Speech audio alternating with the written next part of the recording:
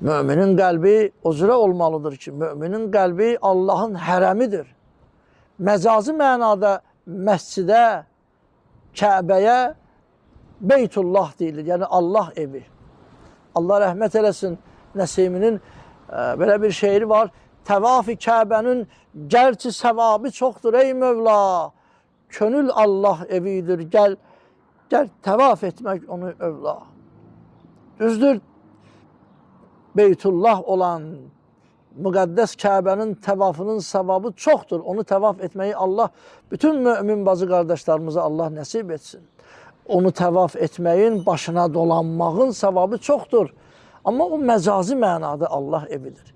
Təvaf-ı Kəbənin gərçi savabı çoxdur ey Mövla, amma könül Allah evidir. Gəl təvaf etmək onu övla. 7 göydən dəxi əla, könüldür billah ey Arif.